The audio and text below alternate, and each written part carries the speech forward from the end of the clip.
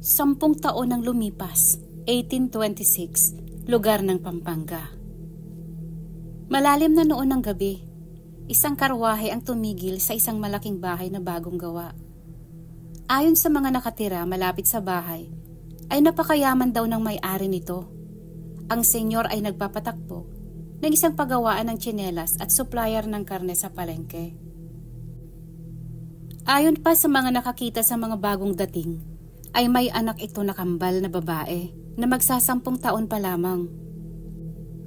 Tuwing gabi, nakasanayan na ni Marcos ang magbasa ng libro kasama sina Francesca at Cataleya, kapwa magagandang mga bata at nagmana sa kanilang namayapang ina.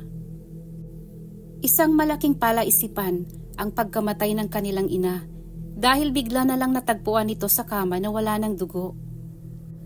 At para makalimot sa trahedya, ay dito nagpatayo ng negosyo at bahay ang padre de pamilya. Pero lingid sa kaalaman ng lahat, ay planado na ang pagbabalik nila sa lugar ng Pampanga. "Papa, kailan mo kami ipapasyal sa bayan? Sabi kasi ni Yaya Lumen, sinabi mo sa kanyang mamamasyal tayo." Tanong ni Francesca. "Oo nga po, Papa. Nakakabugot pong manatili dito sa bahay maghapon. Gusto rin naming mamasyal." Dagdag ding sabi ni Cataleya. "Huwag kayong mag-alala. Ipapasyal ko kayo. Kailangan ko lang ayusin ang mga bagay na dapat ayusin." Sagot naman ni Marcos. Biglang tumingin si Marcos kay Lumen at sinabing, "Lumen, mamayang gabi may bisita tayo. Magpaluto ka ng masarap na ulam. Magpakuha ka sa driver ng preskong karne sa palengke. Mas mainam kasi pag presko," utos ni Marcos. "Sige, senyor, masusunod po," sagot naman ni Lumen. Kinagabihan, isang magandang babae ang dumating. Siya si Elisa, isang doktor. Hindi pabor si Lumen sa babae dahil para sa kanya mayabang ito. Nakita niya kasing nagyayabang ito ng kanyang mga kuhang larawan sa mga kabataan sa kanilang lugar gamit ang isang projector na nasa loob ng opisina ni Marcos. 26 na si Doktora Elisa at nag-umpisang family doctor ng pamilya ni Marcos 3 araw pa lang ang nakakalipas. Mga 6:00 ng gabi noong dumating si Elisa, kakaibang ngiti ang sumilay sa mga labi ni Marcos at napansin yon ni Lumen. Dahilan upang mainis siya, ramdam niya kasing may itinatagong pangit na ugali ang dalaga. Lumabas ang kambal at binati ang doktor. Lumapit si Francesca kay Marcos at lumapit naman kay Lumen si Cataleya, saka ito bumulong. "Yaya, ayoko sa kanya. Pangit niya." Pinisil naman ni Lumen ang kamay ng bata. "Senyor, handa na po ang lamesa," wika ni Ines, ang tagaluto ng pamilya. "Marcos, masarap ang pagkain. Napakalambot ng karne at malinamnam. Ngayon lang ako nakatikim ng ganitong karne." Masayang sabi ni Elisa. "Luto yan ni Lumen. Yan ang kanyang pinakamasarap na putahe." Puri ni Marcos sa yaya.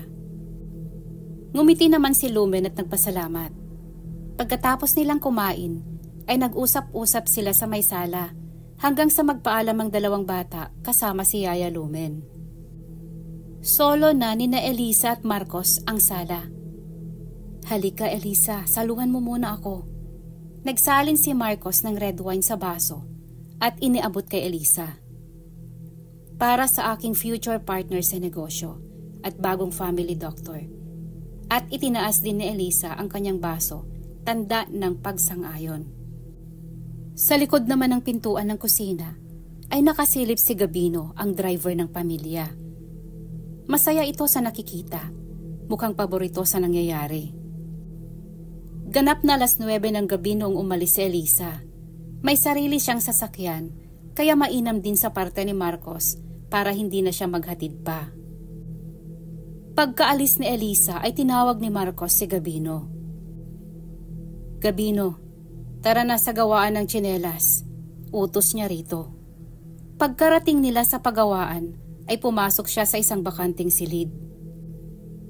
Nagtagal siya doon at pagkaraan ng 30 minutos ay umalis na sila ni Gabino. Gabino, may mga parokyanong darating bukas. Magpapagawa sila ng mga mamahaling tsinelas. Ipasyal mo sila sa loob ng pagawaan para malibang sila bukas. Utos ni Marcos. Taga saan ang mga parokyano, senyor? Mukhang marami silang ipapagawa. Sagot ni Gabino. Oo, Gabino. Para naman marami tayong mapagbentahan at lumawig pa lalo ang negosyo. Sagot ni Marcos. Samantala, sa bahay ni Kalupo. Samuel, saan ka ba galing at parang namumutla ka na? Tanong ni Kalupo. Galing ho ako sa bayan. Sabi ni Sita, mahina ang bentahan ng karne ng baboy ngayon. Nagtataka nga siya dahil hindi naman ganun dati, saad ni Samuel. Bakit noong una ba walang nangyayaring ganyan? Di ba may mga araw ding bababa ang benta? Magkaiba po noon ang nangyari. Noon, kaunti lang ang natitira. Ngayon naman ay wala pa sa kalahati ang nabebenta. Ano sa tingin mo ang dahilan ng pagbabago ng benta, Samuel? Yan din po ang aalamin ko. Dahil halos lahat kami sa palengke ay naapektuhan. Mukhang may namemerwisyo na naman sa atin. Saad ni Kalupo na may halong pagtataka. Sa di kalayuan sa bahay ni Kalupo ay kapansin-pansin ang isang babae na nakabelo ng itim at nakamasid sa bahay ni Kalupo. Nakita ito ni Kalupo, ngunit noong tingnan niyang muli ay nawala na ito. Malaking palaisipan sa kanya ang babaeng iyon. Kinabukasan ay maagang pumasok sa ospital si Elisa. Kailangan niyang maaga dahil mamayang hapon ay aagahan din niyang umuwi dahil dadaan siya sa kumbento at bibisita siya kay Sister Tere. Sa labas naman ng ospital ay makikita ulit ang babaeng nakabelo ng itim. Nagmamasid ito at biglang nahagip ng paningin ni Elisa noong lumingon siyang bigla sa labas. Ngunit nagmamadaling umalis ang babae. Mga bandang 9:00 na ng umaga noong dumating ang mga parokyano sa pagawaan ng tsinelas. Marami sila at karamihan ay mga edad ng 30 pataas. Nalaman ito ni Gabino dahil nagpalista muna siya bago sila papasukin sa loob. Karamihan din sa kanila ay inchik. Masayang ipinasyal sila ni Gabino sa buong pagawaan. Mukhang masaya naman ang mga ito dahil nakapili na sila ng mga materyales na gagamitin para sa mga order nilang tsinelas. Mga bandang 4:00 ng hapon, dumaan si Elisa sa bahay ng mga madre. Nakita niya si Sister Maria at tinanong kung nasaan si Sister Teresa. Dito ka muna, Elisa, at tatawagin ko siya. Baka sakaling nandoon pa siya sa hardin. Gawain na kasi ni Sister Teresa ang magdilig ng halaman tuwing hapon. Sabi ni Sister Maria at agad tinungo ang hardin.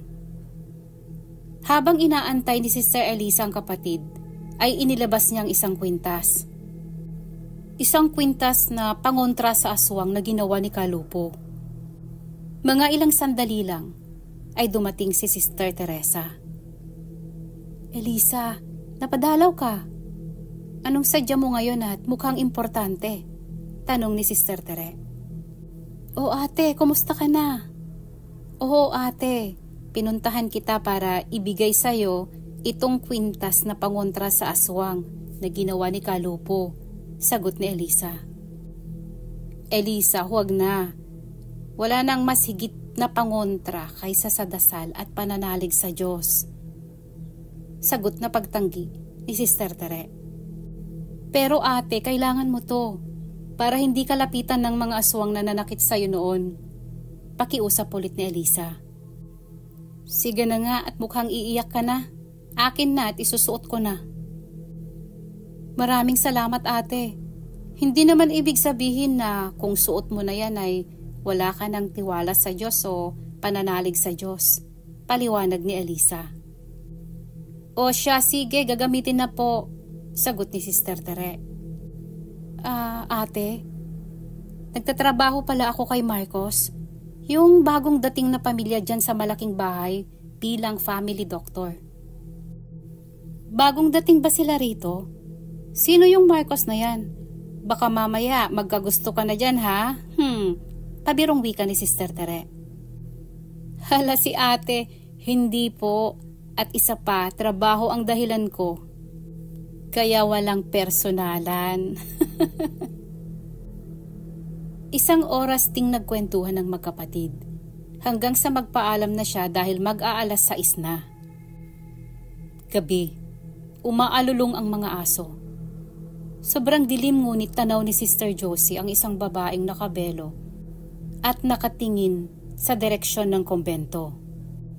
Tila ba ito nagmamatsyag? Sino kayang babaeng yon? Tanong niya sa sarili.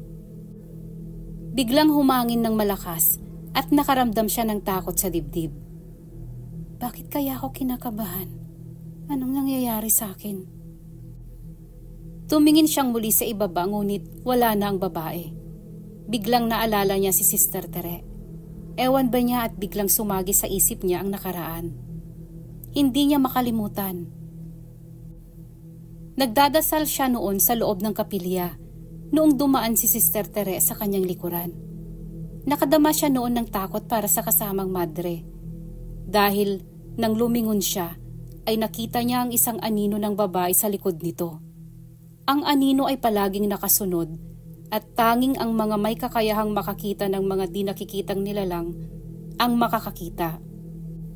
May marka si Sister Tere ng birheng kaakit-akit sa hari ng dilim, ang nunal sa gitna ng kanyang noo na kulay pula. Hindi pangkaraniwan ang nunal dahil iilan lamang sa mundo ang mga dalagang may ganitong marka at sila yung mga babaeng nakatakdang ialay sa dyablo. Sadyang binabantayan nila si Sister Tere dahil sa kanyang sitwasyon. Ngunit hindi ibig sabihin na hindi nila pwedeng gamiting pain ang madre para malipol ang kasamaan. At nararamdaman niyang nagbalik na ang kanilang matagal na hinihintay. Dahan-dahan nang isinara ni Sister Josie ang bintana ng kumbento. Kinabukasan, makitang nag-uusap sina Catalea at Francesca sa harap ng bahay sa may hardin. Francesca, gusto mo ba yung doktora? Mukhang bruha Kamukhang kamukha niya yung pangit na bruha sa libro ng binabasa ko. Bakit ka ganyan magsalita, Catalea? Mukhang mabait naman si doktora at hindi siya mukhang bruha. Huwag kang ganyan. Pangit ang ugaling ganyan. Namimintas. Basta para sa akin, bruha siya. Kaya mula ngayon ay bruhan ang pangalan niya sa akin. At napansin ko rin yung suot niyang kwintas. Nakakasakit sa mata. Napansin mo ba yun? Hindi ko yun napansin, Catalea. Ano bang itsura ng kwintas? Basta parang nakita ko na yung ganoong kwintas sa mga libro na ipinapabasa sa akin ni Yaya Lumen. Kaya pala, kay Yaya Lumen mo pala nalaman. Hay nako, basta para sa akin, angel si doktora. Pagkasabi niya yun, ay tumayo na ito at pumasok sa loob ng bahay. At naiwang mag-isa si Catalea na nayayamot dahil hindi niya makumbinsi ang kapatid. Sa di kalayuan naman ay nagmamatsyag ang babaeng nakabelo ng itim sa magkapatid. Nang araw na yun, hindi maalis sa isipan ni Francesca ang sinabi ng kanyang kakambal tungkol sa kwintas. Kahit pa sinabi ni Catalea na galit siya at ayaw niya kay doktora, ay hindi niya maramdaman na galit din siya.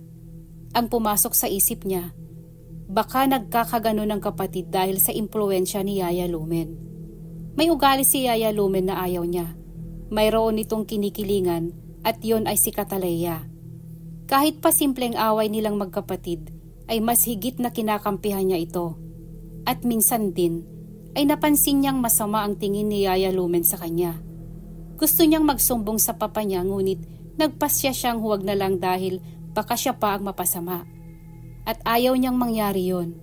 May mga pagkakataon na nahuhuli niyang pinapakailaman ni Yaya Lumen ang mga gamit ng kanyang papa. Gaya ng minsan, nakita niyang niyayakap ito at hinahalikan.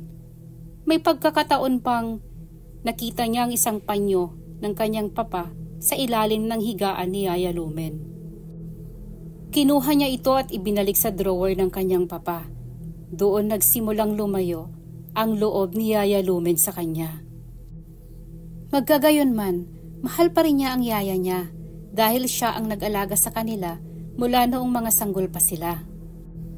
At si Yaya Lumen din ang nag-alaga sa mama nila hanggang sa maipanganak sila. Pumasok si Francesca sa kwarto ng kanyang papa. Inabutan niya roon si Cataleya na nagsusuklay.